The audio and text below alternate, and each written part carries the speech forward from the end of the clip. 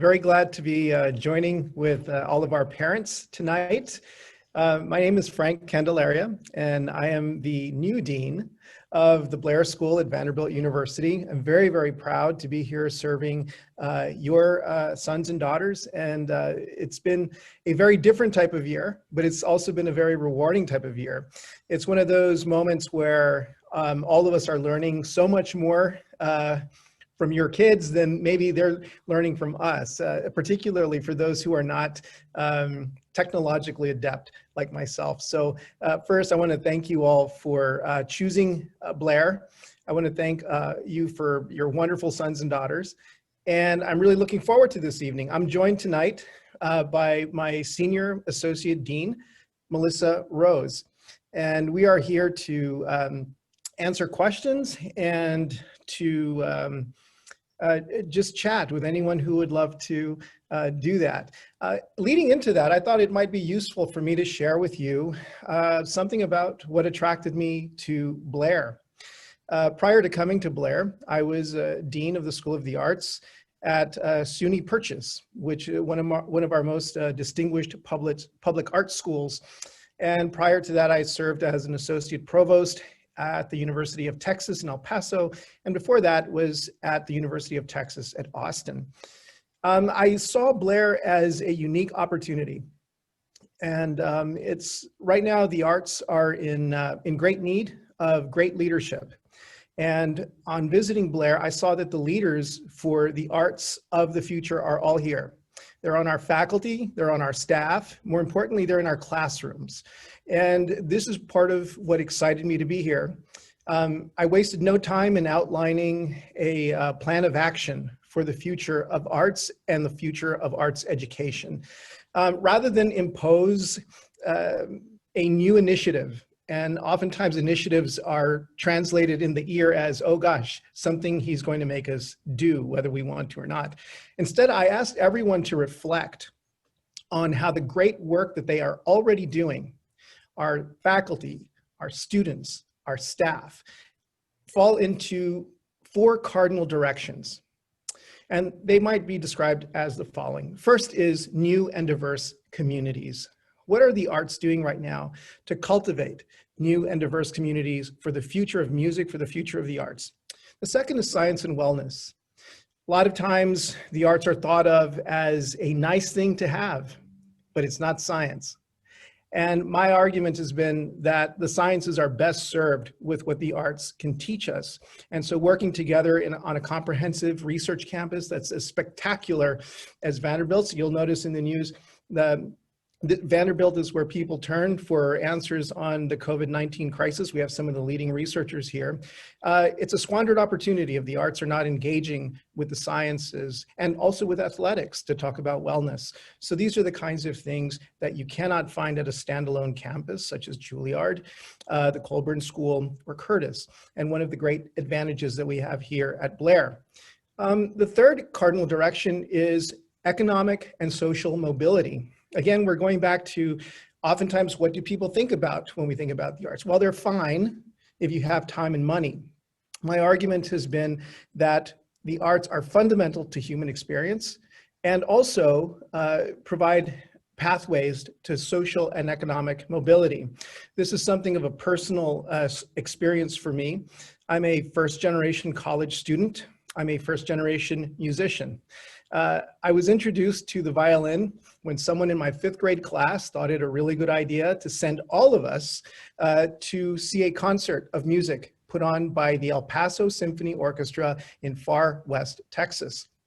I don't know what was played at that concert, but I know that on the bus ride home, I wanted to play the violin. And because my public school program offered that opportunity to me and to my family at no cost, I was able to learn the violin. I became pretty good at it pretty fast. And because of that, I was able to earn scholarships to college, ultimately to get my PhD at Yale and become a professor in musicology and ultimately Dean of the Blair School. So I am grateful to whoever, I never know who did it, but I'm very grateful to whoever thought it was a good idea to send the entire 5th grade class at Scottsdale Elementary School to see a symphony orchestra concert. Because of that, I'm sitting here with you today. Our 4th cardinal direction, not surprisingly, is winning the day for public arts education. I served for 20 years in the public education sector.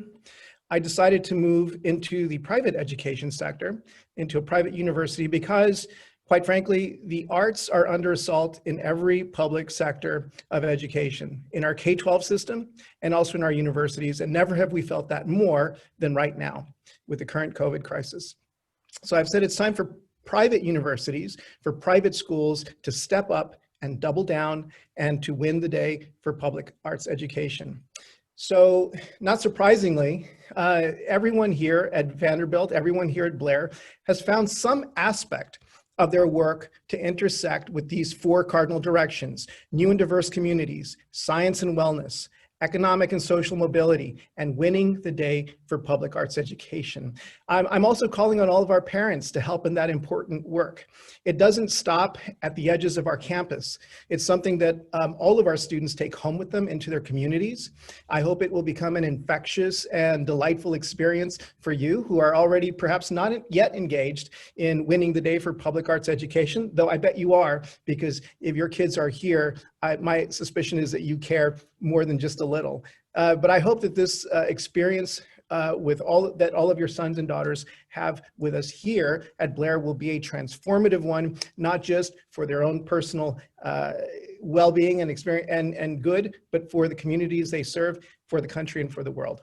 So those are just some opening thoughts to get us started. I'm looking forward to any questions you might have, and I'd like to turn it over to Melissa to say a few words, because she interacts very regularly with your sons and daughters and is more than my right hand here. She's a very, very close partner in all the work that we do. Melissa? Thank you. I'm so glad to talk with all of you tonight. We're having a great experience this semester, and I know probably some of the students maybe had some concerns about coming back to campus, but they are just doing a fantastic job. I'm so proud of them.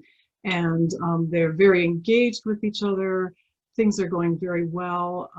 The older students, I think, are really doing a great job of helping the first year students adjust.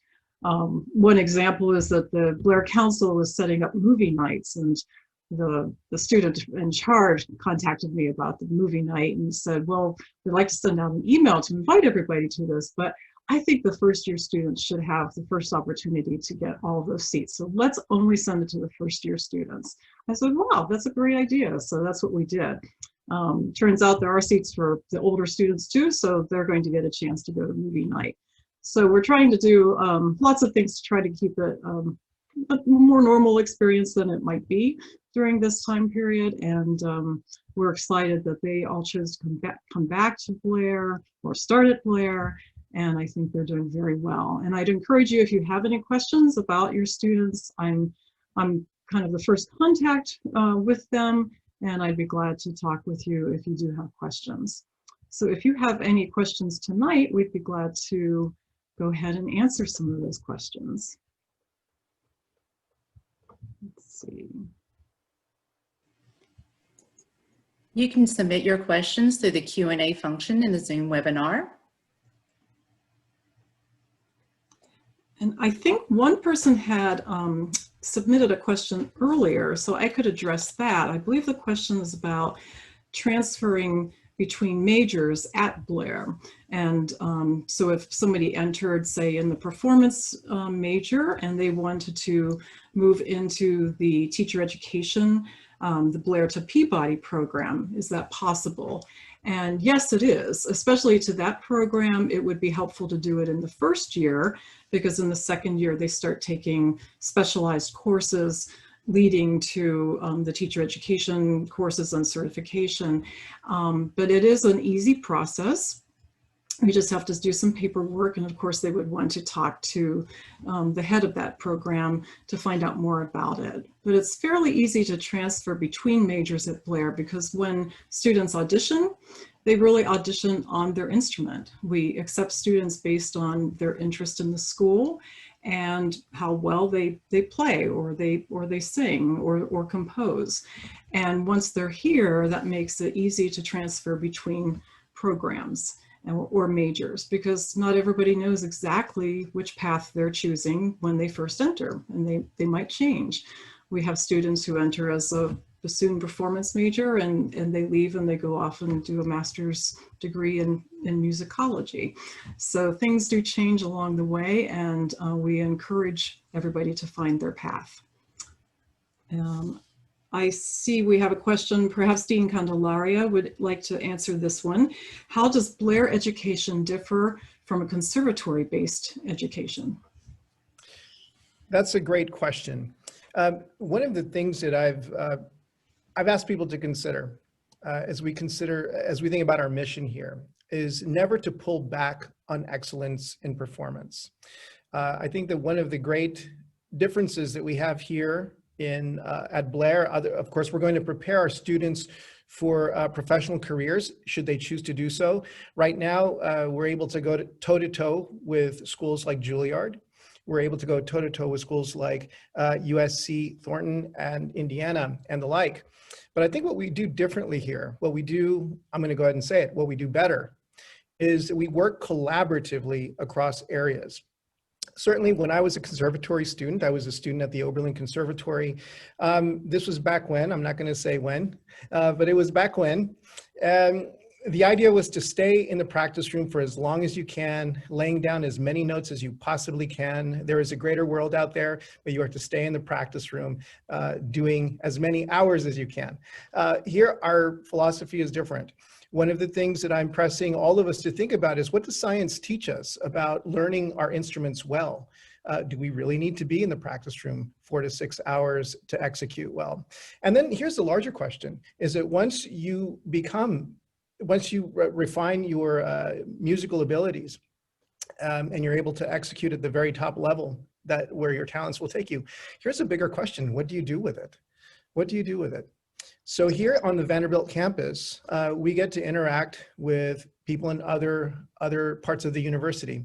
So thematic programming for me is a very important thing. Thematic programming is, what is a concert? Is it an endpoint for endless practice, or is it a flashpoint for a future discussion? I think it's the latter. And so working with our faculty in arts and sciences, working with our faculty in the sciences, working with our faculty in Peabody, working with our students in all of these different areas, we can look at concerts as a flashpoint for further conversation, stimulating our students to think while they're practicing, what am I going to do with this? How can I serve society with this? I think that's what makes us different. I think that's also going to be the model for arts education in the 21st century. And this is where I think that Blair is uniquely positioned to be the standard bearer for that type of education that I think all of our students deserve. Great.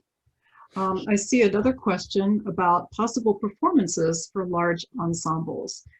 And of course, this has been a difficult period for live performances. As you know, the major symphony orchestras across the country are not able to perform as a full ensemble right now. We have to be careful, especially with the aerosol producers, as we call them, the winds and the brass players and the singers, because the virus can, of course, be transmitted via those aerosols. So we've been very careful to keep everybody safe, and we have everybody in small ensembles this semester.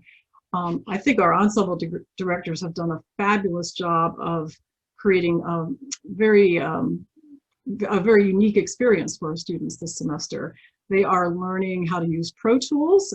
They're learning a lot about career development.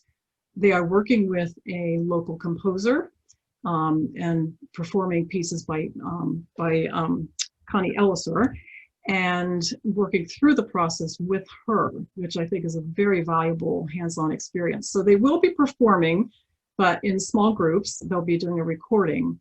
However, next week, the Wind Symphony will be on the football field doing a recording. And so we're excited about that possibility. There will be a drone doing the footage of it, and we have made arrangements with the athletics department, and we are taking over the football field next week to do a big performance from Blair. So we are doing performances. I think we're covering that fairly well. We're hoping maybe next semester we can do more of that. We're looking at forming large chamber ensembles within the large orchestra and wind symphony ensembles for next semester, so that we can get more of them on stage performing. But we do need to keep them safe for now, and they are working together and performing. We do have chamber music recitals going on, so tune into the events at Blair on Air as we call it, and you can watch those being live streamed. And that would be a really good way to see all of your students in action. There's another question about how senior recitals will be handled this year. Dean Candelaria, did you want to answer that, or should I? I think we can both share Okay. an answer here. It's been, from the very beginning, we've insisted that performance opportunities are curricular. They're not show pony moments. They are curricular exercises where our students or our faculty remain in practice, getting up and delivering an oration of sort with their instrument, with their voice. This is a critical part of their work. Senior recitals will go on as planned. However, exercising an abundance of caution, always putting the safety of our students, our faculty, our staff first. For the time being, we are doing all kinds of performances without audiences, but we are live streaming those opportunities. We are broadcasting those opportunities. And as soon as we can return to in-person with audiences, we'll probably have to start with audiences of very limited size. That's our current plan. Dean Rose? Yes, that's how we're handling it. And I know other schools are doing the same. My son just gave his final doctoral recital last Friday, and I watched the live stream. So I know it's difficult, but that's how we need to do it right now. But they will be doing their senior recital, and that's very exciting. For those of you who are parents of sophomores, juniors, and seniors, you know that our live streaming in the past was not as quite as top notch as we liked, but the recital streaming from Turner this year have been fabulous. The tech crew worked all summer to develop closer camera shots, and it's working really wonderfully. So for those of you watching senior recitals from afar, you'll have a great experience with that. Right. This has been a really great moment to invest a little bit more in our technology. And one of the things that I would point to is some of our faculty recitals recently. We're piloting virtual reality immersion broadcasts, where if you have the virtual reality goggles, you can sit in the middle of a performance of the Blair String Quartet.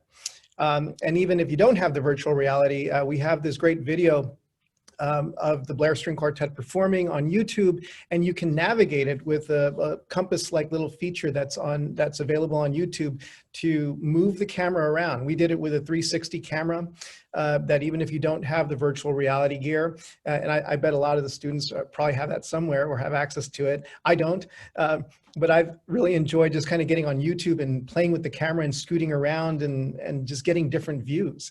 So we're looking at exciting new opportunities that we wouldn't have thought really to explore. And maybe if we had thought about it, we really wouldn't have been, it would have been one of those, well, wouldn't it be nice if, but now it's like, well, let's think about what we can do.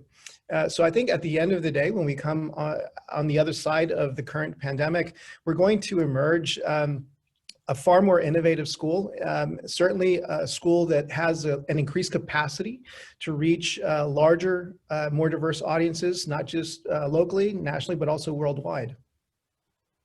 Absolutely. We all want to get back to live performances and live audiences, but we'll learn a lot that we can keep, and it's exciting to do that. We do have another question about being able to attend a junior recital in the spring. A parent is asking about that, and I think we'll have to see what happens in the spring in terms of the university protocols and and policies. So that's a kind of a wait and see for right now. Another question about how does the Blair music community interact with the Nashville music community? And realizing right now it might be different, of course, but in general, how do we interact with that community?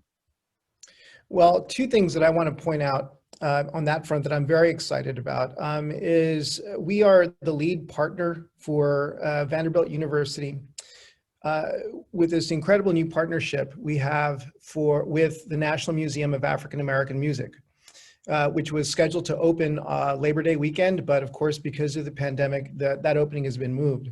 That's going to be one of the most important partnerships we have in the coming years in terms of interacting with the community. We continue our very close partnership with the Nashville Symphony Orchestra, and even though their season is not going to open this year, we're still working very hard behind the scenes on what will happen in collaboration when we do get back to the business of live concerts with audiences. Very importantly, we're working very closely with our K through 12 sector. We're working with Metropolitan Nashville Public Schools to identify programs where our students can have transformative experiences. And when I say transformative, it's not just for the students here at Blair, but also for the students that they're interacting with in the public schools. Maybe they're going to touch another kid, much like myself when the 5th grade had that incredible eye-opening experience that really changed the course of my life. So those are just three of the ways that we're working on now. There's many others. Many of our faculty are active musicians in the field and are continually in touch, even though that's also in remote world these days. But our ties to the community remain strong. I'm also excited about this. I'm going to share this with you as well.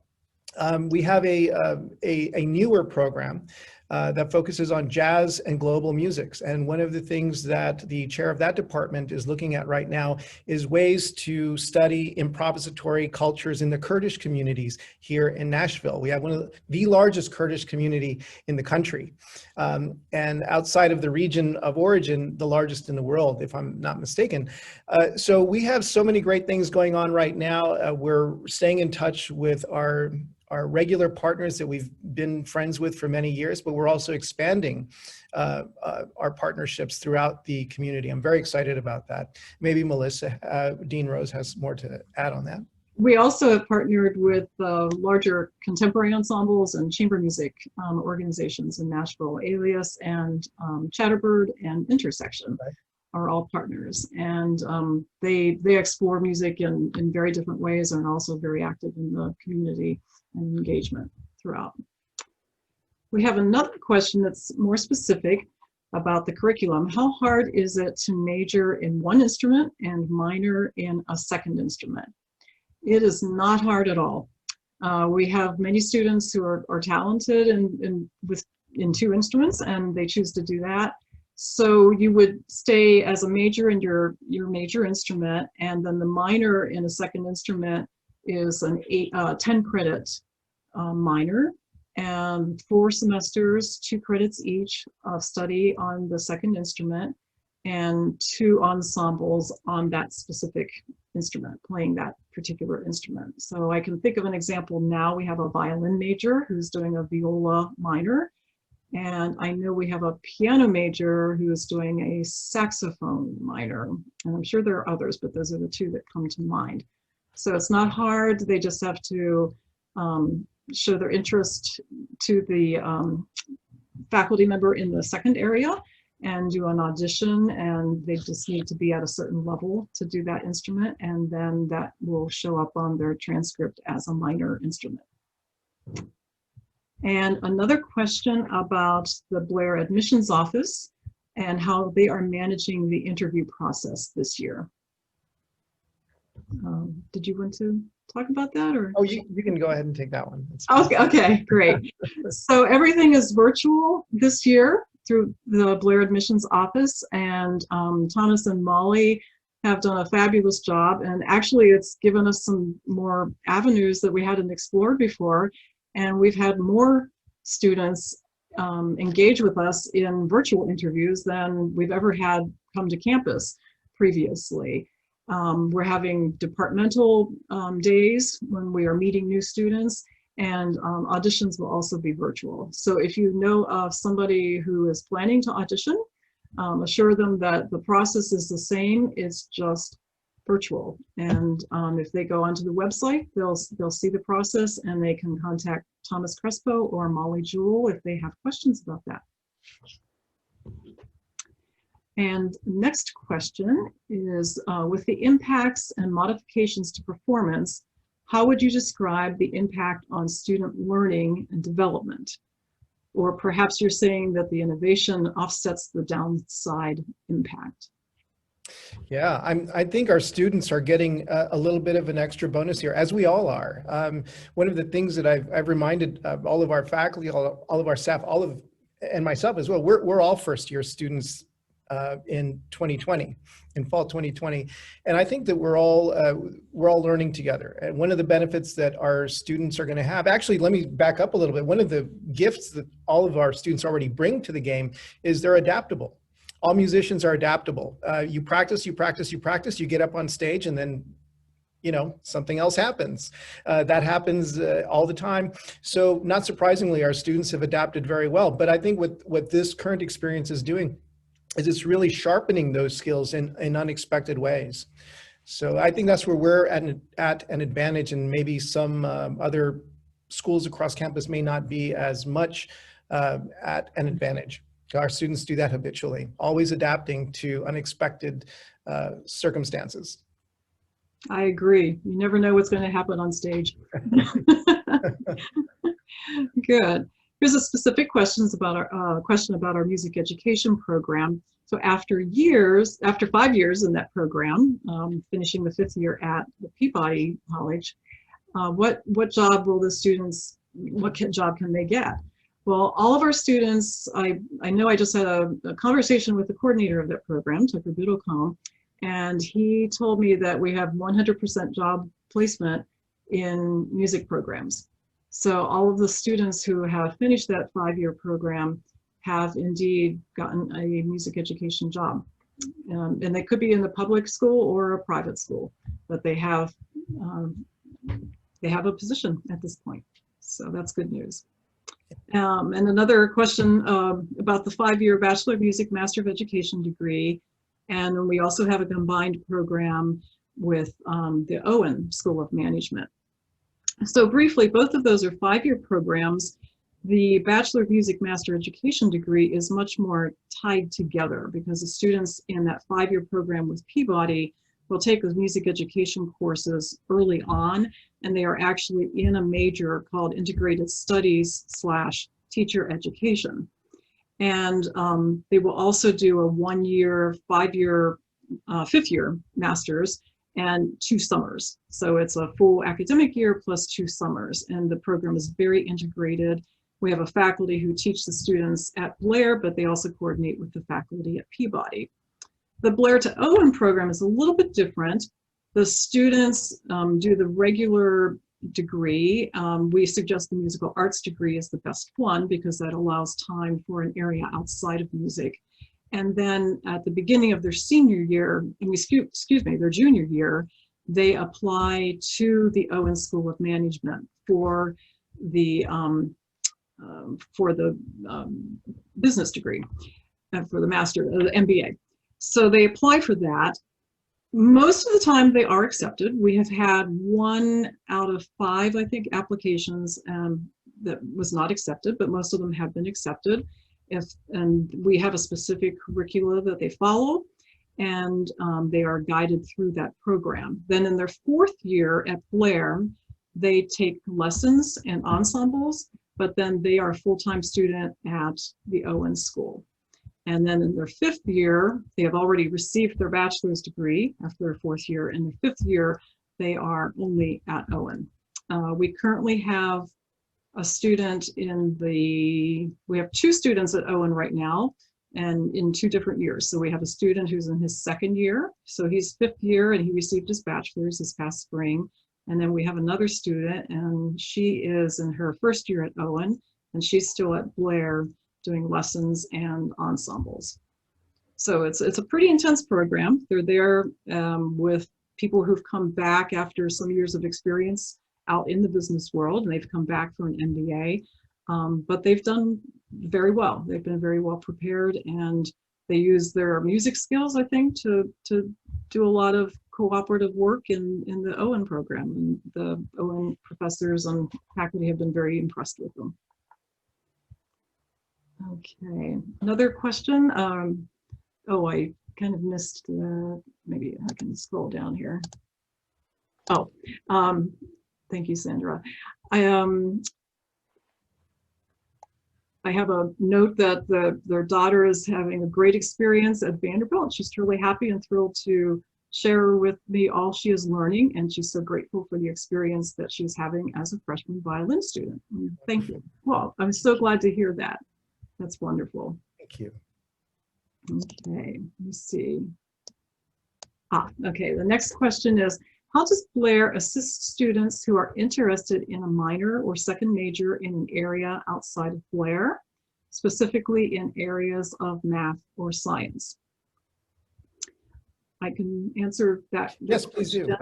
Okay, we have a faculty member, Professor Amy Jarman. She's on the voice faculty, and she is our head of academic advising, and she is specifically the person that students should talk to when they are doing a second major or minor, because she can really help them coordinate their schedules so that they can fit everything in. So it's very important that they talk to her. The students in the second major or minor will also have an advisor in the school in which the second major or minor is housed. So if they are doing a math or science second major, then they will have a math advisor or a science advisor, and they should also talk to them because they will have insights specifically about that second major. But Professor Jarman can really help them coordinate the jigsaw puzzle, putting the two together. But generally, students can do it fairly easily, and they still graduate in 4 years. So they'll have one degree, but possibly two majors, or a major and a minor, but one degree. And they don't have to do the liberal arts core for the other school. They only do one liberal arts core. So that's how they can get it all done in 4 years. Sure. And outside of those curricular pathways, I'd also like to point out the regular opportunities for every student through Immersion Vanderbilt. These are opportunities to create capstone experiences and specialized projects that work with any other unit across the university. And this might be a good time to sneak in a little preview of one of the larger projects that we're going to do through Immersion Vanderbilt and making available to all of the students at Blair is a proposal I put forth called Border VU. That will give every student an opportunity to have an immersion experience along the US-Mexico border to study the liminal space that the border is. And that I felt was very important because we find discussions about the US-Mexico border in particular very prominent in the media, but often by people who haven't really been there or lived there. So it gives our students opportunities to explore a very culturally diverse space, a liminal space that's very complex, and also to do transformative work in some of the areas. Some of the students may find that, gosh, this has been so rewarding, I might want to settle here and maybe spend 5 years of my career building a new music program for students, say in the colonias. Colonias are some of the most extremely under-resourced areas in the United States, where people can live with per capita income of as low as $5,000 a year. No paved roads, no running water, no electricity. But when I was in my 20s, I found it very rewarding to build some of the early music programs that are now beginning to flourish there. And I think some of our students could find a very rewarding career path in doing incredible work in that area for very deserving students who are very hungry for the opportunities that we're blessed to have here every day. Excellent. We have another question. It says, Dean Candelaria, you are new to campus like my daughter. What so far is your favorite place on campus?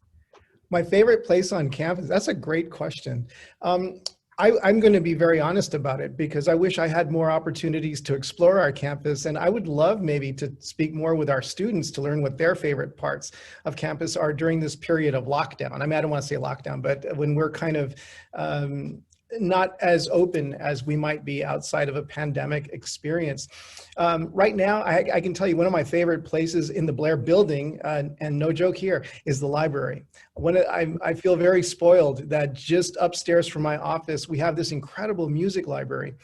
So I do go and spend some time there. We have some wonderful open spaces just in front of the school, some beautiful atria, and I sometimes like to just sit there and take it all in and look at the beautiful, the greenery. And growing up in the desert, I appreciate greenery. So those are some of my favorite spots, but I'd look forward to when I can get out into campus, and we can all get out into campus and really explore and sit and be in spaces. So I'd love to speak with your daughter to see what her favorite spaces are, and maybe I can take a few hints from that. It's a beautiful campus. It is. It's a gorgeous campus. Absolutely. Oh, that's great. The next question is, what new career opportunities for music majors do you imagine in the 21st century? And how is Blair preparing students for these opportunities? Well, one of the things that I've been talking about for many years now is that so many of the traditional career paths, I think they probably hit their high point in the 80s and have been diminishing over time. When we see the kinds of challenges that our local symphony orchestras are having, and the challenges that many of our arts organizations are having, I think that there's going to be a time for those arts organizations to come back. I think they might come back stronger, but they have to think a little bit differently about the work they're doing in community. Our students are going to be the ones leading that charge. Our students are going to be the ones reshaping the face of the arts in America. That's what I find so exciting about being here at Vanderbilt, is because it's something that they can do in consultation with other areas of the university that are thinking very innovatively about how we live in the world, how we are in the world. One of the things that I note just talking to students, talking to my own children, is how differently people think of music in a younger generation. I had a very fixed idea of what I was going to do in my career. But I think our students don't limit themselves to that. I think our children, certainly mine don't, they talk about different ways of engaging in the world with music. Some are going to make a living doing music. Maybe they're going to play in a symphony orchestra, but maybe they're going to create an entrepreneurial path for themselves. And maybe some are going to go into other career paths where music is going to inform what they do every day. I've always been fascinated by what people who go into non-musical careers, but who had musical training, what their experiences are. When I was in Texas, one of the main pushes that I was making at the University of Texas at Austin is to invite someone like Condoleezza Rice, who as Secretary of State she wanted to be a concert pianist. And when I was at Purchase, I wanted to invite Rahm Emanuel, mayor of Chicago, but also he was a very, very serious career-oriented ballet dancer. And my question for folks who have gone those career paths is, how does your artistic training, how does your artistic sensibility inform the work that you are doing in a very different area? How does being a pianist inform your work as Secretary of State? How does being a dancer inform your work in government, being a mayor, things along those lines? So in many ways, I'm kind of turning to our students to see what that looks like, what those career paths look like. But I feel very, very optimistic about where it's going. I think our chamber music program is very innovative. We incorporate that in conjunction with the large ensembles. And the way the large ensembles work too is that they will take students out in small groups. So it's not the traditional band, orchestra, and here are the small ensembles. And I think the small ensembles are the way of the future. Yeah, and the students will be creating those small ensembles, and they will be running them. They will be doing the publicity. They will be managing them, and we need to prepare students for that kind of work too. It's not traditional. They won't have a manager anymore who will take care of them as they travel around the country. They'll be managing themselves. And the Vanderbilt student can do that. They learn those critical skills for handling that. So I think that's another advantage to our program. Also, we have a lot of students who go to med school, and they are accepted. The students who've gone to med school have gotten in because the medical schools recognize that the music students have the team building and the skills, the leadership skills that they're looking for. And they've also balanced a lot while they were in the program. They weren't just doing their labs, they were also practicing. They were playing quintets with people and managing a team. So those are all valuable skills for whatever they choose to do in the future. The next question is, what is the most important thing you'd say to us as parents regarding how we can help our students during these challenging times? That's a very good question. Well, Dean Rose, you can start with that one. I would say support the student as well as you can with what they choose to do. They might change their mind. They might think that perhaps they're thinking that this isn't what they want to do. Perhaps they're thinking this is the best thing I ever chose to do. But do support them in that, and let them know that this will end, that this is a challenging time, but they will emerge on the other side, and they will have learned a lot that will help them for when they do emerge on the other side of this. And it's something that they could be really proud of themselves for doing it, because they are doing a really terrific job right now.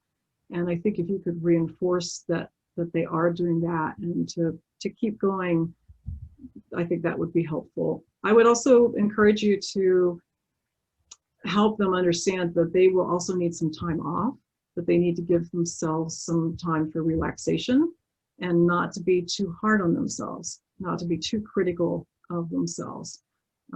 We have students who have always been overachievers, and we all are, but they need to give themselves a break and recognize that sometimes things will not work out, but that's okay. They'll move on, and they will succeed, and they'll find that path.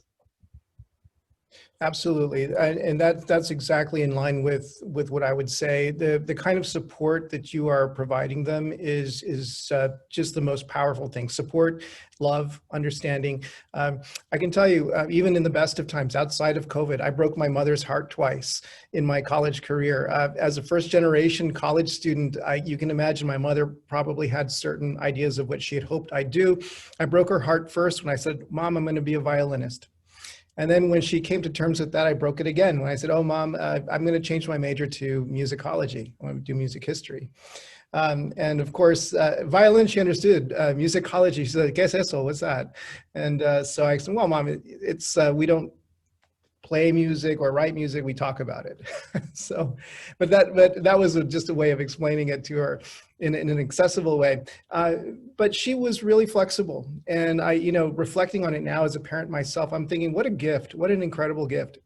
Because I think that if she had pushed back even a little bit, I might have gone in a different path. I was already kind of worried and looking at possibilities of going into chemistry, for example. That's one of the areas I was exploring in engineering. And I think that if Mom or Dad had said, "Yeah, I don't know about this right here," that might have just been the unfortunate nudge to move me out of what turned out to be just an incredibly rewarding career path. So I think to just continue doing what you're already doing is just offering that incredible support and love and understanding. And on that front, just incredible job, all of you, for what you're doing, because the students are thriving here because of what you are doing. And we're so appreciative of that. So thank you all very much. Our next question, we're very impressed with Border BU, thank you. How do you also hope to increase diversity among the student body and faculty? And how culturally diverse is the Blair School of Music? Yeah. Great question. I can tell you right now, I'm very excited. I can't give a lot of details, but working very closely with faculty, we are working very hard to bring some spectacular new talent into our faculty who will bring with them very, very diverse backgrounds. And I think that's important. That's very important. Right now, there's a lot of discussions across the country about major changes by throwing out repertories and replacing repertories, or throwing out curricula and changing curricula. I take a different view. I say that you change the face of the arts in America by changing the face of the arts in America. And so by hiring spectacular faculty in a very intentional way from very diverse backgrounds is a very, very important first step toward building greater diversity, not just locally, but across the country. We're going to attract a very, very broad and diverse body of students if we have a broad and diverse body of faculty. Now, this is an area that I have a lot of experience in. Let me tell you, my move from the University of Texas at Austin to the University of Texas at El Paso was done specifically because the president at the University of Texas at El Paso had been one of Time Magazine's most influential, one of Forbes Magazine's most influential university presidents, because of the diversity on the national level that she created at the University of Texas at El Paso. El Paso is a city 80% Hispanic, and she embarked on a 30-year program that ultimately created a university that was 80% Hispanic. In other words, it mirrored the demographics of the community it served. Now, on the national level, that was exciting, and there were many accolades. However, working with students in the environment, what would you guess is the number one thing they wish was different about their campus? That it was more diverse. So we have to be very careful of the way we think about diversity. We have to always think about what are the kinds of experiences that we want our students to have. My early experiences with diversity were my roommates in college. I had a roommate from Germany one year. I had another roommate from China the next year. So we look for diversity in a very holistic way. What are the experiences that our students are having on and off campus, and what kinds of things can we do to encourage that? Already, Border VU is one opportunity that we have to diversify our campus in many ways, because our students are going to have the experience of being immersed in a very diverse environment. So we do take a look at it holistically, and I think that's an important a step as anything else that's going on in America. And actually, in my view, it's more important. And I just have one last comment, no more questions. They say that, welcome, Dean Candelaria. Thank you. Both you and I have brought up many good points regarding the value of a music education, and they've appreciated the chance to hear from us, and they look forward to hearing concerts virtually. So. Wonderful. Well, we hope to have you, and bring your virtual reality here. That's right. See if any of the kids left any of it at home. But we look so forward to welcoming you, and whether it's a virtual visit or an in-person visit, when we're able to do that, I'm very eager to interact regularly with every one of you, with all of your great kids, which become really our kids. We're family here. That's one of the things that I immediately recognized about Blair and about Vanderbilt. Is I think about it as a family because we kind of interact that way. We really care about each other. We care about each other's future. I know that colleagues such as Dean Rose make up so much of what I find lacking in myself. This is a kind of family culture that we have here, and that extends to all of the parents who are in this call. So please don't be a stranger. We'd love to have you here as soon as our concerts, of course, but even when concerts are not going on, why not have some coffee with us or something like that? We hope that this is not the only time we'll get to engage with you in this way. I think that we're made better, we're made sharper by your questions, by your engagement, and we welcome it. And I don't know, Dean Rose, if you have anything to add. Absolutely. I just love to hear from you. We hope that you can come to campus soon. It's great to see you in person, but please be in contact with us. I love working with all of your children, and we're really so glad that all of you are part of the Blair family. Absolutely. Yes. Thank you so much for coming tonight. Yes, thank you for this evening, everyone. Great.